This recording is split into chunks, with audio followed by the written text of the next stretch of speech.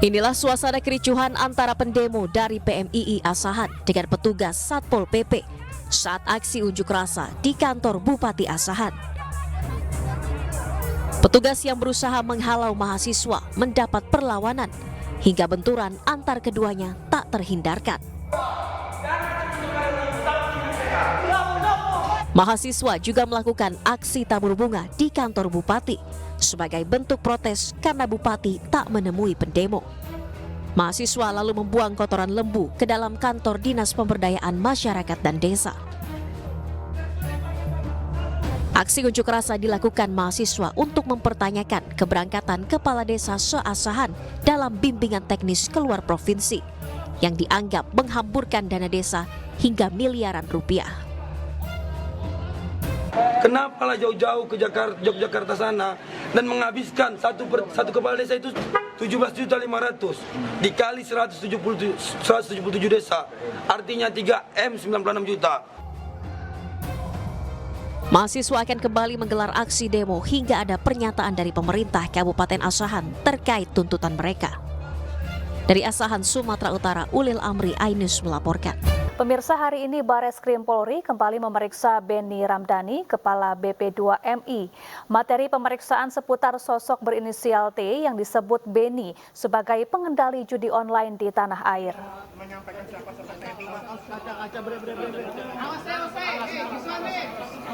Kepala Badan Perlindungan Pekerja Migran Indonesia Benny Ramdhani kembali menjalani pemeriksaan lanjutan di Bareskrim Mabes Polri. Pemeriksaan lanjutan ini dilakukan Bareskrim untuk mendalami keterangan Benny tentang sosok T yang disebut sebagai pengendali judi online. Benny hadir di gedung Bareskrim Polri pada pukul 12:21 waktu Indonesia Barat. Ia terlihat mengenakan kemeja dan jaket hitam. Benny hadir didampingi kuasa hukumnya untuk memberikan keterangan kepada penyidik. Sebelumnya, Benny telah memberikan klarifikasi terkait sosok T di balik bisnis haram judi online. Penyidik memberikan 22 pertanyaan kepada Benny pada pemeriksaan pertamanya di Bareskrim Polri.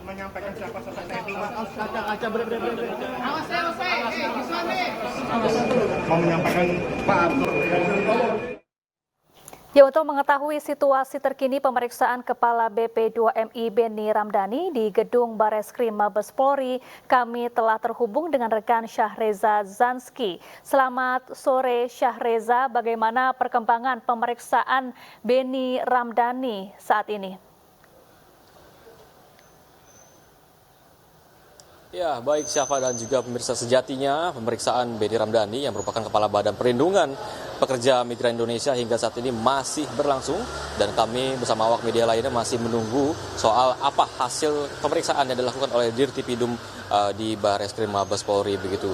Dan dari pantauan kami, tadi Benny datang pada pukul 12:20 waktu Indonesia Barat menggunakan jaket dan kemeja hitam didampingi oleh tim kuasa hukumnya untuk menjalani pemeriksaan kedua kalinya di Bareskrim Polri terkait pernyataannya soal siapa sosok inisial T yang diduga menjadi pengendali judi online dan juga menjadi diduga tindak pidana perdagangan orang di Kamboja begitu. Dan Syafa dan juga pemirsa, perlu diketahui juga bahwa buntut dari permasalahan ini merupakan pernyataan dari Benny mengenai hasil pemeriksaan BP2MI soal siapa sosok yang terlibat judi online dari pekerja migran Indonesia yang berada di Kamboja, dan keluarlah sosok inisial T yang disebut menjadi bos daripada pengendali judi online yang terjadi di Indonesia. Dan Syafa dan juga pemirsa, perlu diketahui bahwa ini merupakan pemeriksaan kedua, di mana pemeriksaan lalu ini menghasilkan beberapa keterangan seperti ada 22 pertanyaan yang dilayangkan terhadap Benny, dan Benny juga mengaku telah memberikan identitas inisial T ke pihak penyidik, namun dikonfirmasi bahwa pihak Bareskrim Polri ini belum mengantongi inisial T tersebut dan masih mendalami memberikan pertanyaan yang umum mengenai klarifikasi daripada pihak Benny Ramdhani. Dan untuk diketahui juga Syafa dan juga pemirsa, kami masih menunggu apakah nantinya pemeriksaan yang dilakukan oleh Dirtipidum ataupun tim penyidik Bareskrim Polri ini akan menghasilkan identitas daripada sosok inisial T yang tengah diperiksa pada hari ini terhadap Benny Ramdhani. Namun dipastikan bahwa kami masih menunggu apakah nantinya keterangan daripada Benny Ramdhani ini menghasilkan suatu identitas ataupun siapapun inisial T ini merupakan WNI ataupun dari berbagai latar belakang begitu. Sementara itu, Syafa. Baik, Syahreza, jadi apakah sudah ada informasi kira-kira sampai pukul berapa pemeriksaan Benny Ramdhani ini dilangsungkan? Ya, Syafa dan juga pemirsa, hingga saat ini kami masih belum memastikan kapan pemeriksaan akan rampung. Begitu mengingat jika melihat dari pekan lalu, ini Benny diperiksa pada sekitar siang hari dan selesai pada pukul malam, pada malam 8 malam waktu Indonesia Barat. Namun tentunya kami akan mengabarkan kembali apa saja nanti hasil pemeriksaan Dirtipidum terhadap pihak Benny Ramdhani yang mengklaim bahwa pernyataan ini merupakan buntut daripada banyaknya 89.000 migran di Kamboja dan terlibat hampir 2.000 orang WNI khususnya terlibat praktik judi online di Kamboja, sehingga inilah yang menjadi pernyataan daripada pihak Benny Ramdhani soal pihak-pihak yang diduga terlibat dalam praktik judi online dan juga tindak pidana perdagangan orang di Kamboja, yakni muncullah pihak sosok ataupun inisial T begitu yang disebutkan oleh Benny Ramdhani. Dan kami akan mengkabarkan kembali soal apakah hasil pemeriksaan yang dilakukan oleh Dirtipidum terhadap Benny Ramdhani, mengingat ini sudah jika melihat dari pekan lalu, ini masih pertanyaan yang begitu umum, belum memasuki materi pokok permasalahan terkait keterangan ataupun klarifikasi yang diberikan oleh Benny Ramdhani pada hari ini. Sementara itu, Syafa. Baik, terima kasih Syahreza Zanski melaporkan langsung dari Gedung Bareskrim Polri dan selamat bertugas kembali. Pemirsa, sosok T, pengendali judi online di Indonesia masih menjadi misteri. Polisi memeriksa Kepala BP2MI Benny Ramdhani yang pertama kali mengungkap inisial tersebut, sementara Wakil Presiden Ma'ruf Amin mendesak polisi segera menemukan sosok yang dimaksud. Siapa aktor di balik bisnis judi online di Kamboja dan siapa aktor di balik scamming online? Saya cukup menyebut inisialnya T aja paling depan. Inilah pernyataan Kepala Badan Perlindungan dan Pekerja Migran Indonesia, Benny Ramdhani, yang pertama kali mengungkap sosok berinisial T yang disebutnya sebagai pengendali judi online di Indonesia. Buntut pernyataannya tersebut, Benny pun telah diperiksa penyidik Bareskrim Polri untuk mendalami apa yang diketahuinya perihal sosok T. Benny mengaku telah memberikan nama lengkap serta latar belakang T kepada pihak kepolisian. Terkait gaduh sosok pengendali judi online berinisial T, Wakil Presiden RI Ma'ruf Amin pun buka suara. Ia mendesak Bareskrim Polri segera mengungkap sosok tersebut agar publik tak terus menerka-nerka. Saya kira tidak, memang diungkap dalam sidang kabinet itu kan ada bahwa ada pihak-pihak antara lain yang berinisial T, ya. Tentu sidang kabinet tidak menindaklanjuti sampai kepada. Nah sekarang kan sudah diungkap dan sudah dilaporkan ke Bareskrim, sudah dipanggil gitu istilahnya. Tinggal ya ditindaklanjuti aja oleh Bareskrim. Seperti apa, siapa, T itu siapa, betul apa tidak. Nah itu supaya nanti dibikin lebih terang aja, ya. Ya, karena ini sudah terbuka, semuanya sudah tahu, sudah dipublish, sudah dilaporkan kepada Bareskrim, tinggal Bareskrim menindaklanjuti. Kita harapkan nanti tidak lagi akan polemik, tidak lagi akan orang T itu siapa, T ini, T itu, kan bisa salah-salah itu kan. Jangan-jangan T ini, jangan-jangan T itu, kan banyak nama T. Nah itu saya kira itu aja. Sementara itu, Menkominfo Budi Aris Setiadi mengaku tak tahu menahu perihal sosok berinisial T yang diungkap Benny Ramdhani.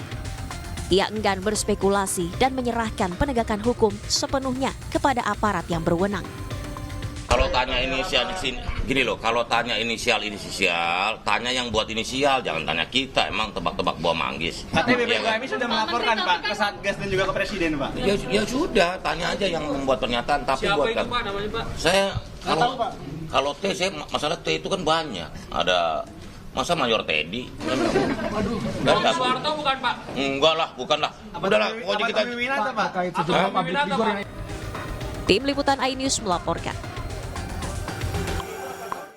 Kita beralih ke informasi lain pemirsa. Anggota DPR RI dari fraksi PDI Perjuangan Rieke Diah Pitaloka mendatangi kantor Kejaksaan Tinggi Jawa Timur. Rieke datang untuk mengawal kasus vonis bebas Gregorius Ronald Tanur terdakwa pembunuhan dan penganiayaan terhadap kekasihnya Dini Sera Afrianti. Rieke bersama timnya yang mengatasnamakan sebagai Aliansi Justice for Dini Sera datang untuk meminta dukungan berkas-berkas putusan persidangan guna mempelajari kasus pembunuhan dan penganiayaan Dini Sera Afrianti. Putusan bebas Ronald Tanur dinilai perlu dikawal semua pihak hingga proses kasasi selesai dan benar-benar ingkrah. Rieke menilai vonis bebas Ronald Tanur sebagai bentuk perlawanan terhadap hukum. Kita tidak ingin bahwa suatu kasus yang terindikasi kuat adanya suatu kejahatan yang luar biasa kemudian bisa bebas murni begitu dengan mengabaikan fakta persidangan, bukti indikasi diabaikannya fakta dan bukti persidangan dan juga hampir keseluruhan tuntutan jaksa penuntut umum itu nggak dihitung sama sekali. Ini mungkin baru pertama kali nggak pasti kasus seperti ini, Pak? Ya, Kejaksaan Negeri Surabaya Senin pagi mendatangi Pengadilan Negeri Surabaya untuk menyerahkan surat pernyataan kasasi terkait vonis bebas Ronald Tanur. Kejaksaan Negeri Surabaya memiliki waktu 14 hari untuk menyerahkan pernyataan kasasi ke Pengadilan Negeri Surabaya.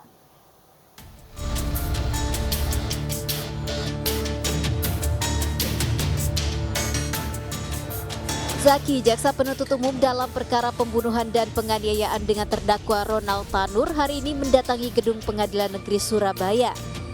Kedatangannya untuk menyerahkan surat pernyataan kasasi atas vonis hakim yang membebaskan Ronald Tanur dari seluruh dakwaan jaksa penuntut umum. Penyerahan akta pernyataan kasasi ini sekaligus menegaskan pernyataan jaksa untuk menempuh kasasi. Kasasi Pak ya?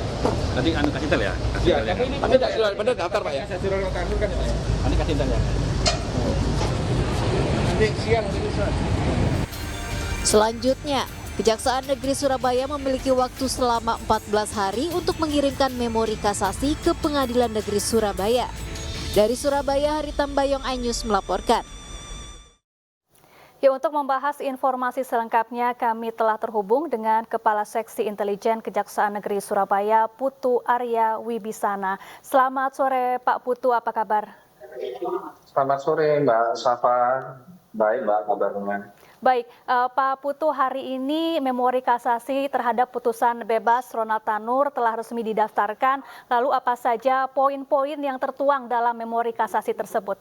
Oke, terima kasih Mbak Safa. Benar Mbak, tadi pagi sekitar pukul 9 tim jaksa penuntut umum dari Kejaksaan Negeri Surabaya telah mendaftarkan akte kasasi dengan nomor 143 garis miring PIK garis miring KAS garis miring 2000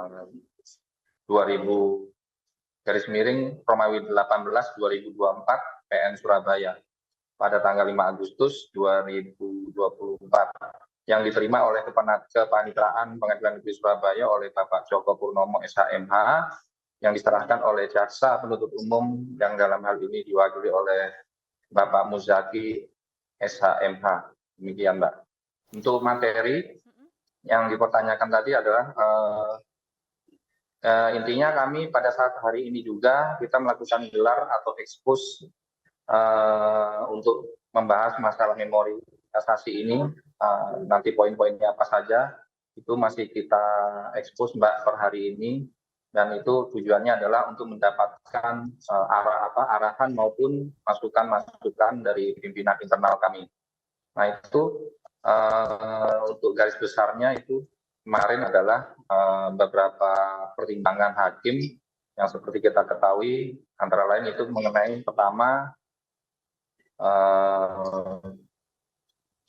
tentang tidak ada satupun saksi yang melihat pada korban ini meninggal atas atau perbuatannya oleh terdakwa itu tidak ada satupun yang melihat maupun yang mengetahui tentang bagaimana sehingga perbuatan terdakwa ini bisa meninggal. Baik. Kemudian yang kedua itu mengenai alkohol yang berada di dalam lambung itu mengakibatkan si korban Bini Sera Afianti ini meninggal dunia, Mbak.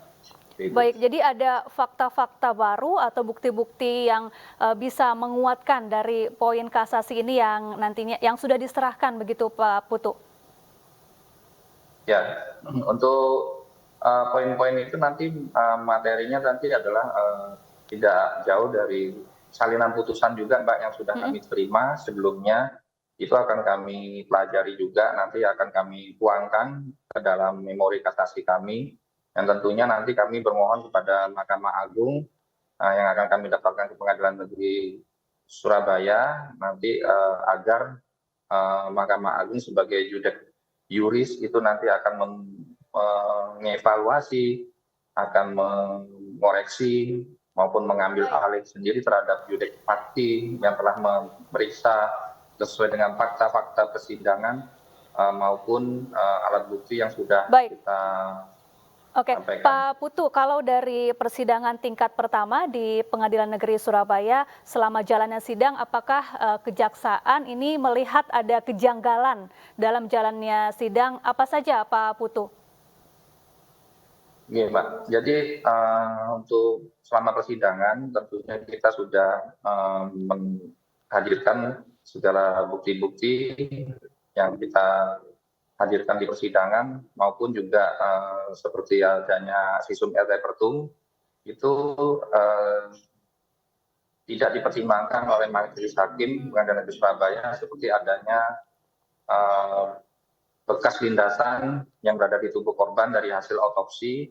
Nah, itu juga sebenarnya harusnya dipertimbangkan dalam putusan majelis hakim karena menurut kami sebagai jaksa penuntut umum 2 alat bukti sudah cukup dan ditambah lagi dengan adanya keyakinan hakim ini tentunya sudah menjadi dasar bagi Pengadilan Negeri Surabaya untuk bisa menjatuhkan putusan seadil-adilnya. Dan satu lagi, Mbak, itu ada bukti CCTV yang tentunya bisa menjadi dasar bagi hakim untuk Baik, jadi Pak Putu saat persidangan di PN Surabaya, hakim mengabaikan bukti-bukti yang sebetulnya cukup kuat begitu ya untuk menggambarkan bahwa korban ini benar dianiaya oleh Ronald Tanur hingga meninggal dunia. Betul, Mbak. Jadi seperti itu, kami menganggap ini semua bukti-bukti yang sudah kita sampaikan ini tidak dipertimbangkan secara baik oleh hakim di Pengadilan Negeri Surabaya. Baik, memori kasasi telah didaftarkan hari ini, lalu kira-kira kapan sidang kasasi akan mulai digelar, Pak Putu? Untuk hari ini, Mbak, kami baru menyatakan kasasinya hari ke-12. Dari tenggang waktu 14 hari itu kami sekarang ini baru menyatakan kasasinya.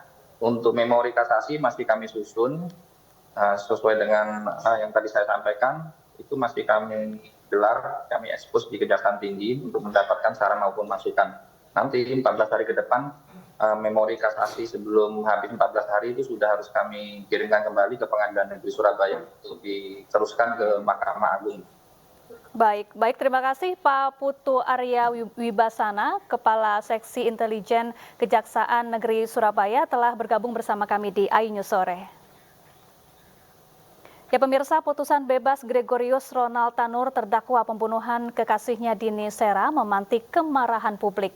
Sementara PN Surabaya menyebut vonis bebas yang dijatuhkan hakim merupakan hal yang biasa.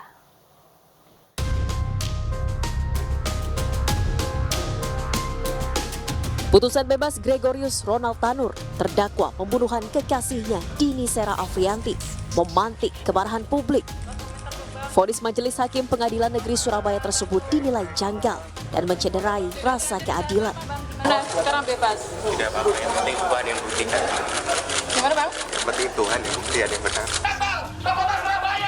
Kejanggalan vonis bebas Ronald Tanur membuat sejumlah elemen masyarakat menggelar aksi tabur bunga di depan kantor PN Surabaya.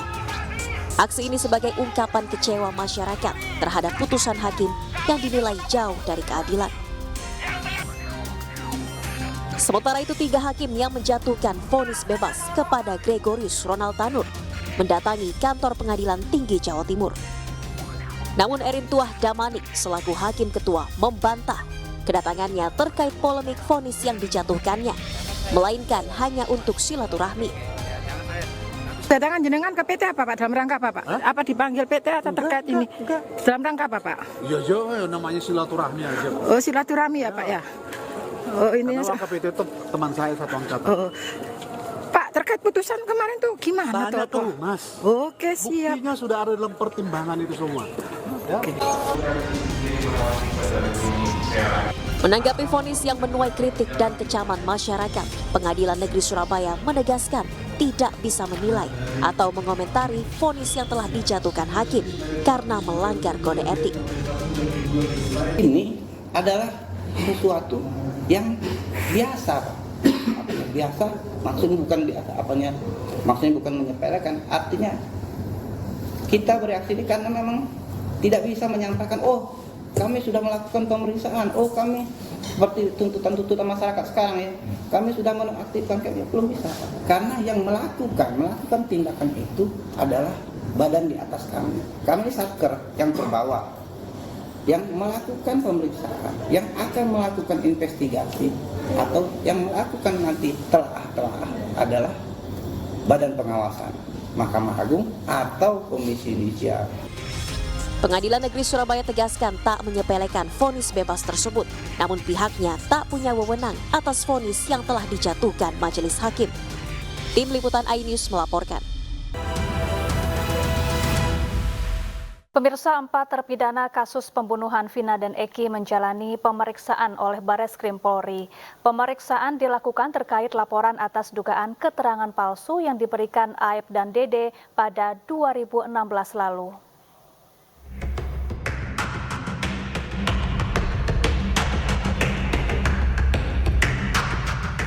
Rencana pemeriksaan ke-6 terpidana kasus pembunuhan Vina dan Eki 2016 silam akan digelar di 2 lokasi yang berbeda. 4 terpidana yakni Supriyanto, Rivaldi, Eka Sandi, dan Hadi Saputra akan diperiksa di Rutan Kebonwaru, Bandung. Sementara 2 terpidana lainnya, Jaya dan Eko, akan diperiksa di Lapas Jelekong, Kabupaten Bandung, Jawa Barat. Proses pemeriksaan berkaitan dengan kasus laporan dugaan keterangan palsu yang dilakukan oleh saksi Aep dan Dede, yang telah dilaporkan oleh para terpidana melalui kuasa hukumnya. Ada 4 terpidana di sini yang dan juga ada 2 di Lapas Jelekong.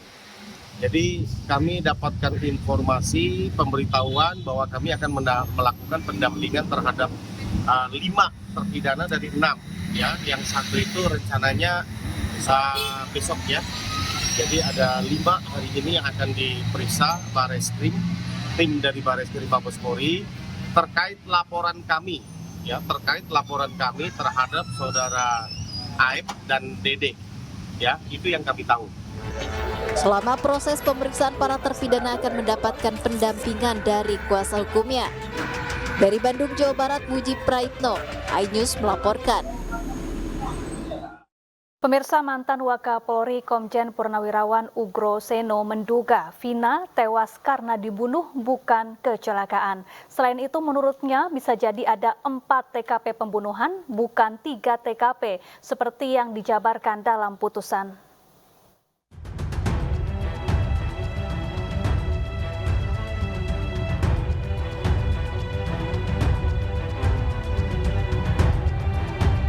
Mantan Wakapolri Komjen Pol Purnawirawan Ugro Seno mencium kejanggalan dalam kasus Vina dan Eki.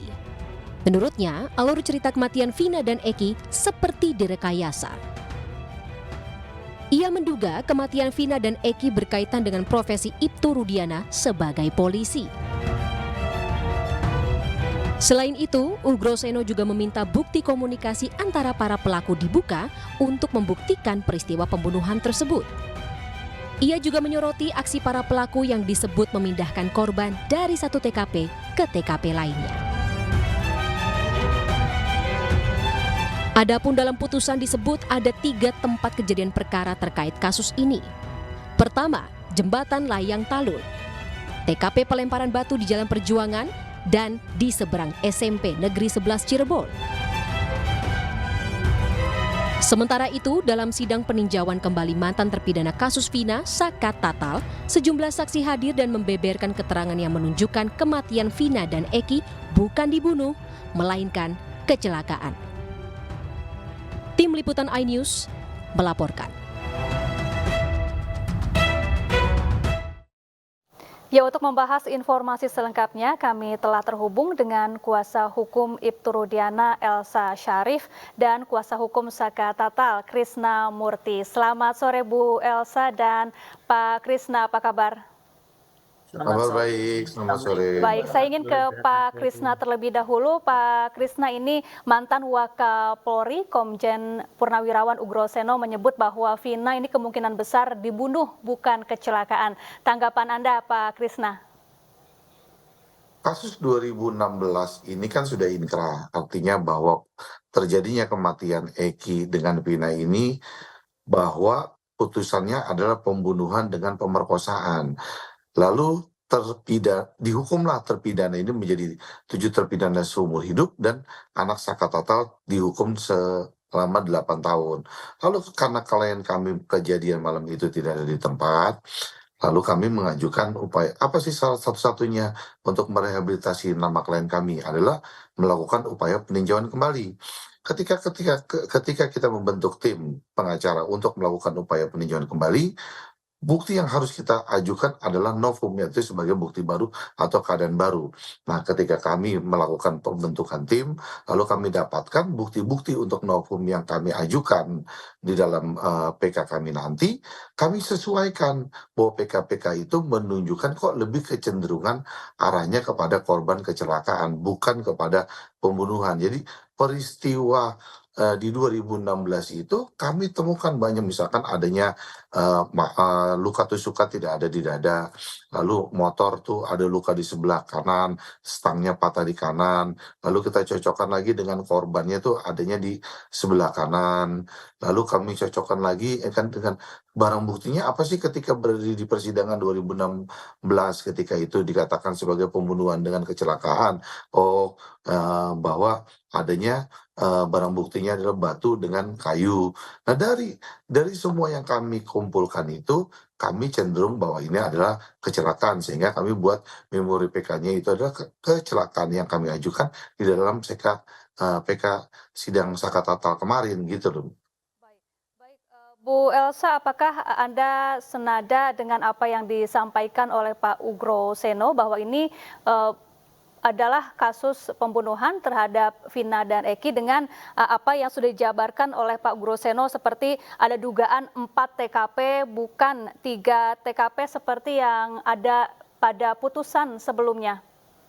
Ya, soal masalah bahwa Eki dan Vina ini dibunuh, ya kita sependapat karena berdasarkan visum et repertum yang mana pada saat pembongkaran kuburan yaitu tanggal 2 September 2000 itu ada dinyatakan pembongkaran kuburan dinyatakan mayat tersebut pada hari Sabtu tanggal 27 Agustus 2016 sekitar jam 22 korban ditemukan dekat jembatan layang tol Talun ya di situ. Kemudian kalau kecelakaan di sini jelas dari hasil forensik dinyatakan ada trauma benda tajam dan trauma benda tumpul.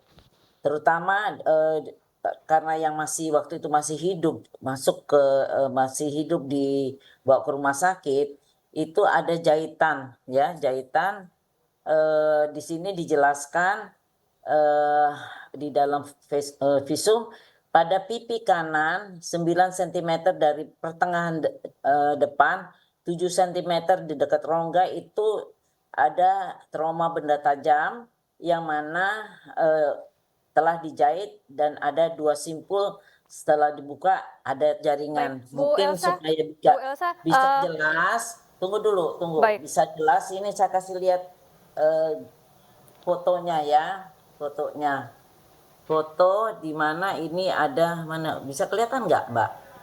Terlihat. terlihat itu di sini jahitan ya, itu benda tajam. Terus kemudian di punggung tangan kirinya itu kena sayatan juga benda tajam. Tulisannya kalau didempetkan ada tulisan V ya. Terus di sini di kaki paha bagian belakang itu ada irisan sepanjang 12 cm dari lipatan lutut ke atas, terus dijahit belakang dan dijahit dengan 8 simpul jahitan. Jadi nggak mungkin kecelakaan ada trauma benda tajam. Kalau Pak Krisna, ini tadi Bu Elsa menunjukkan foto dari almarhumah Vina adanya luka akibat benda tumpul yang ini sangat benda tajam maksudnya, yang ini sangat mengindikasikan bahwa Vina ini memang dibunuh, bukan luka pada korban kecelakaan seperti biasanya, begitu Pak Krisna? Seperti yang saya sampaikan tadi dalam putusan 2016 kan bahwa adanya luka tusukan dan sabetan samurai. Tapi kan kami lihat bahwa keadaannya Eki sendiri di situ dan hasil visumnya juga di situ kan tidak menunjukkan adanya luka tusukan dan luka sabetan samurai. Kenapa kami bisa lebih meyakinkan lagi ini adalah peristiwa kecelakaan? Dari saksi-saksi fakta yang kemarin kami hadirkan di situ kan juga banyak yang telah mencabut keterangannya. Artinya apa? Bahwa mereka ditangkap, mereka di LP, kan dibuat laporannya, lalu mereka diarahkan oleh Rudiana. Jadi cerita pembunuhan, kasus pembunuhan 2016 ini kan berdasarkan keterangan saja. Tidak ada saksi yang melihat bahwa peristiwa itu adanya pembunuhan dengan pemerkosaan. Siapa sih saksi yang melihat? Kan juga tidak ada. Petunjuknya dari mana? Dari semua keterangan-keterangan aja. Apa sih alat buktinya yang bisa meyakinkan itu adalah peristiwa pembunuhan dengan pemerkosaan? Kemudian kami hadirkan juga saksi fakta kemarin yang menceritakan Widya dengan Mega sebelum kematian bahwa ada 2205 itu Vina masih berkomunikasi dengan Widya. Lalu dia mengajak Widya untuk keluar. Kemudian setengah jam kemudian Widya mendapatkan telepon dari seorang laki-laki yang mengatakan ada korban kecelakaan di polsek di jembatan gitu, di jembatan. Jadi petunjuk-petunjuk yang mencabut keterangannya, lalu yang mengarahkan adalah BAP-nya Rudiana, lalu yang menangkap Rudiana di peristiwa itu, lalu mereka mengatakan bahwa tidak ada pelemparan batu, tidak ada ini. Jadi semua itu direkayasa. Jadi kami semakin yakin bahwa peristiwa ini tuh tidak ada terjadinya pembunuhan pemerkosaan dari keyakinan kami. Makanya kami yakin itu adalah kecelakaan, sehingga kami ajukan memori PK. Silakan aja kalau orang lain mau berpendapat seperti apa, monggo aja. Kami yang penting kami sudah ajukan. Sekarang sudah akan dilimpahkan kepada Mahkamah Agung untuk. Baik, Bu Elsa, disebutkan tidak ada saksi yang melihat peristiwa tersebut, sehingga jika disebut sebagai pembunuhan cukup sulit dibuktikan tadi menurut Pak Krisna. Kita tidak bisa bicara secara lisan ya, tetapi ini visum et repertum itu yang harus diyakini dan dihormati, karena ini yang benar, karena mereka yang dokter ini, dokter forensik yang memeriksa, dan ini hasilnya. Dan ditemukan sperma di tubuhnya, di vaginanya Vina, dan kemudian terjadinya pendarahan yang hebat, yaitu darah encer dan darah segar tanpa ada gumpalan jaringan, yang berarti tidak menstruasi dan tidak aborsi, yang mana jaringan itu rusak karena ada tekanan yang hebat yang melebihi dari kekuatan jaringan dari vagina. Ini kan yang itu dokter yang di bawah sumpah jabatannya, ini nggak ada istilahnya Rudiana, karena ini kan prosesnya dari Polda Jabar, yang mana itu sumpah jabatannya dan memeriksa periksa dalam dari jenazah ya. Apalagi sudah 9 hari ya di situ. Oke, Pak Krisna, ini sebelumnya tim Anda meyakini bahwa almarhumah Vina sedang dalam kondisi menstruasi di malam kejadian, namun dari hasil visum dokter disebutkan bahwa darah yang ada pada tubuh Vina ini merupakan pendarahan akibat luka yang dialaminya. Kami juga tanyakan itu kepada rekan ahli yang kami hadirkan. Jadi peristiwa 2016 ini kan tidak ada saksi yang melihat bahwa terjadi pemerkosaan dengan pembunuhan. Kedua, tidak ada sidik jari. Ketiga, tidak ada darah. Keempat, tidak ada CCTV yang dibuka. Lalu kelima, tidak ada handphone komunikasi yang dibuka.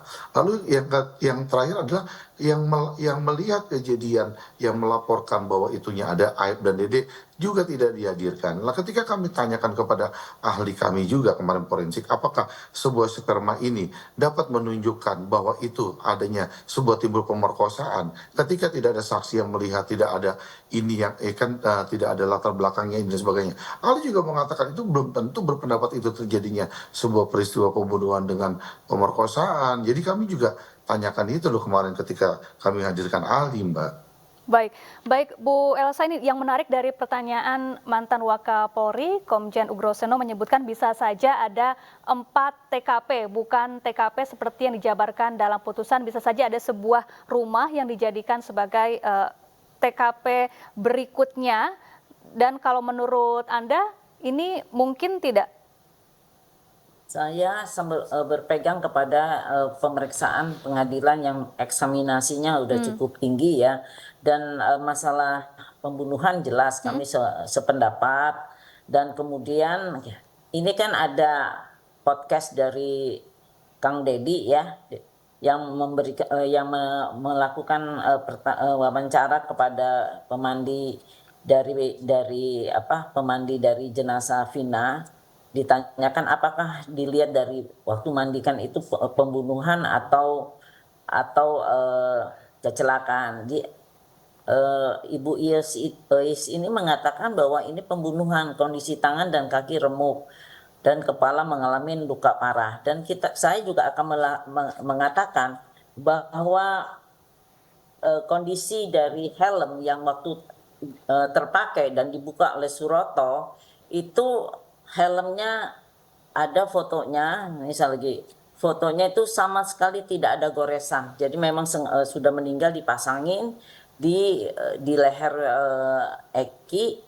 Kalau mau lihat nih Eki kayak ini sudah dijahit ya, lukanya ini semua sudah dijahit, rahangnya lepas, kepalanya lepas, tapi begitu parahnya kepalanya, tapi helmnya tidak rusak sama sekali. Satu lagi poinnya bahwa waktu jadi petugas dari Polda juga dari Cirebon juga menemukan handphonenya Vina di kantongnya Eki.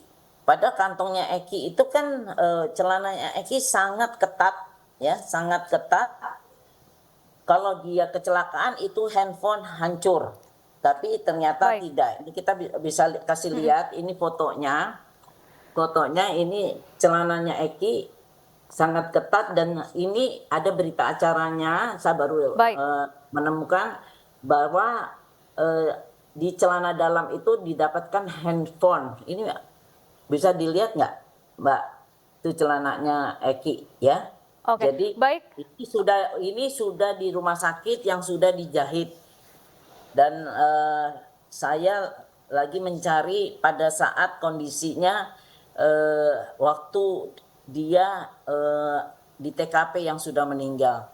Jadi ya terserah, memang kalau memang PK-nya mau begitu, bagi saya sih nggak ada masalah. Tapi yang jelas ini memang sangat sadis ya, saya lihat ini. Saya ingin ke Pak Krisna, bisa ditanggapi dari penjelasan Bu Elsa Syarif mengenai foto-foto yang tadi ditunjukkan. Dan Pak Krisna, jika memang Anda tetap meyakini bahwa ini adalah kecelakaan, lantas mengapa kemudian dibuat seolah menjadi pembunuhan? Enggak, kita nggak menggeser bahwa kasus pembunuhan ini menjadi kecelakaan. Hanya seperti yang kami ulaskan tadi, bahwa kami hukumnya lebih mengarah kepada bahwa ini adalah kecelakaan. Pak Ugro juga katakan kan bahwa mana mungkin sih seorang seorang pelaku pemerkosaan sudah dilakukan pemerkosaan, lalu sekarang mesti didandanin lagi, mesti dipakein lagi, ya kan, softteknya mesti dibungkus lagi, misalkan ya, celananya naikin lagi. Lalu dengan SDM-nya mereka, ya kan, mereka ini cuma kuli sederhana, kan tingkatnya di bawah, artinya pemikirannya harus merangkai sebuah peristiwa pembunuhan itu mesti susah payah 1 kilo dari belakang showroom harus dibuang lagi seolah-olah ini kecelakaan. Saya sih nggak yakin bahwa mereka tuh ya kan mampu merekayasa seperti kejadian adanya peristiwa pembunuhan. Pak Ugro juga katakan kalau udah dilakukan pembunuhan di situ, diperkosa itu ya ditinggal, mau ngapain sih, kan mesti dibawa-bawa lagi ke apa tuh namanya, ke flyover itu. Kan itu juga dikatakan Pak Ugro seperti itu. Makanya kami bilang, kami dengan melihat bahwa terpidana ini yang hanya seorang kuli, dia mampu merekayasa sebuah pembunuhan secara profesional dengan 2 peristiwa, dari satu pemerkosaan dengan pembunuhan seolah dirangkai jadi kecelakaan. Saya nggak yakin Mbak bahwa mereka tuh mampu melakukan itu. Makanya kami masih tetap yakin ini adalah sebuah peristiwa kecelakaan. Baik. Terima kasih Pak Krisna Murti, kuasa hukum Saka Tatal, dan juga Bu Elsa Syarif, kuasa hukum dari Ibtu Rudiana, telah bergabung bersama kami di iNews Sore. Pemirsa, Wakil Presiden terpilih Gibran Rakabuming Raka mengecek uji coba makan bergizi gratis di Sekolah Dasar Negeri 4 Tangerang, Banten.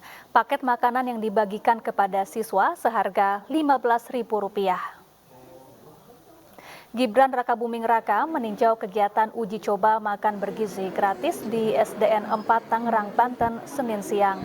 Paket makanan yang diberikan kepada para siswa diantaranya nasi, telur dadar, sayur capcay, buah, dan susu.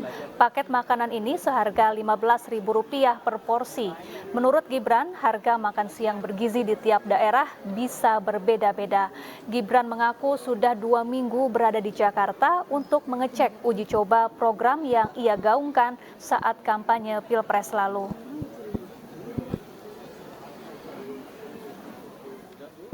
Kalau kemarin kan dibarengkan, nah ini atas usulan, masukan dari orang tua, ahli gizi, susunya diberikan di jam istirahat pertama ya Pak ya. Jadi ada jeda antara susu dan makan siang.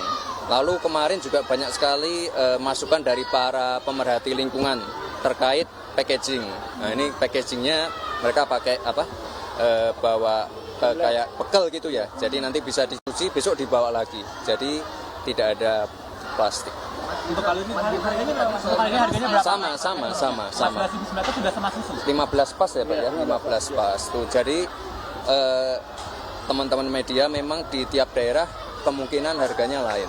Tapi kita pastikan kebutuhan gizi, nutrisinya di tiap hari itu tercapai. Irjen Kementerian Perdagangan Komisaris Jenderal Ahmad Lutfi mengisyaratkan dirinya siap maju dalam kontestasi Pilkada Jawa Tengah. Menurutnya pemimpin yang baik tidak pernah pensiun dalam pengabdian dimanapun berada.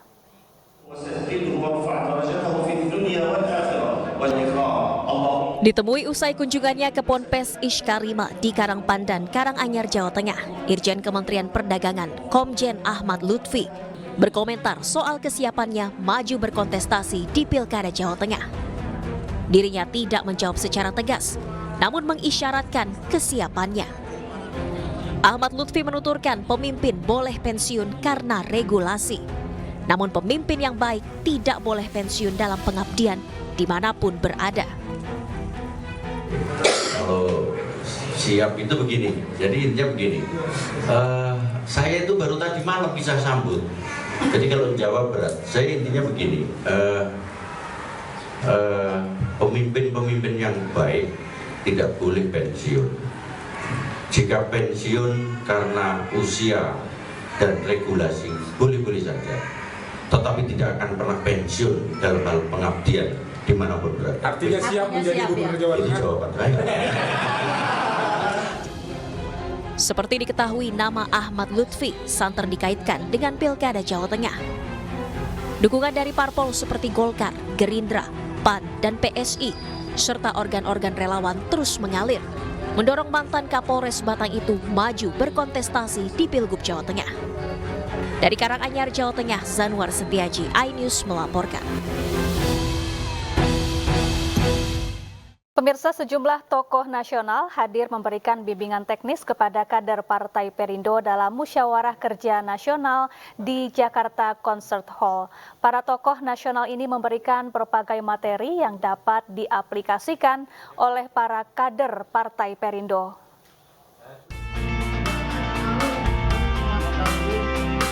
Bimbingan teknis menjadi salah satu agenda utama Mukernas Partai Perindo. Menghadirkan sejumlah tokoh nasional, politisi PDIP Adian Napitupulu memberikan materi mengenai karir panjangnya sebagai politisi yang mengedepankan integritas dan kapasitasnya dalam meraih dukungan. Ya, gue cuma cerita pengalaman, cerita tentang perjalanan apa yang gue lakukan. Banyak yang kemudian ragu, ya, dan gue tidak dalam keinginan untuk membuat orang percaya bahwa gue tidak menggunakan amplop dalam pileg sebanyak 3 kali. Ya, orang nggak percaya juga nggak apa-apa sih. Ya, pengalaman itu gue ceritakan. Bimtek juga diisi dengan penyampaian materi dari akademisi dan juga mantan Menteri SDM Sudirman Said, serta mantan Wakil Gubernur Jawa Timur Emil Dardak. Jadi kalau organisasi yang punya kekuatan politik seperti Perindo ini terus menyuarakan pentingnya good governance, clean government, itu akan sangat baik. Dan yang kedua juga betapa pentingnya aspek kepemimpinan dalam organisasi. Strategi komunikasi politik ini menjadi semakin challenging, menantang di era media sosial. Nah, ini kita harus mencari strategi-strategi baru bagaimana bisa mengkomunikasikan kerja-kerja nyata kita, hal-hal yang diperjuangkan baik oleh legislatif atau eksekutif kepada masyarakat atau konstituen kita. Sebanyak 381 anggota legislatif Partai Perindo mengikuti bimbingan teknis dari para narasumber yang terbaik di bidangnya untuk meningkatkan kapabilitas dan integritas kader dalam menjalankan amanah sebagai wakil rakyat. Tim Liputan iNews melaporkan. Kita beralih ke informasi lainnya, pemirsa. Presiden Joko Widodo menggelar rapat terbatas terkait rencana kerja pemerintah, nota keuangan dan RAPBN tahun 2025. Jokowi meminta RAPBN 2025 dapat mengakomodasi seluruh program Presiden terpilih Prabowo Subianto.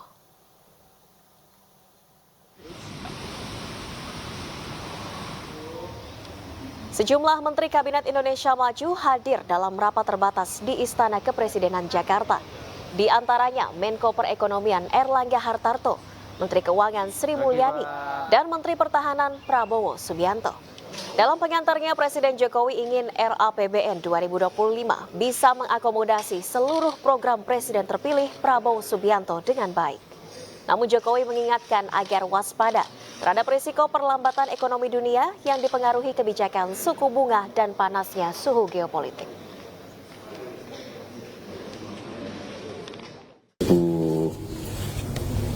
2025 dan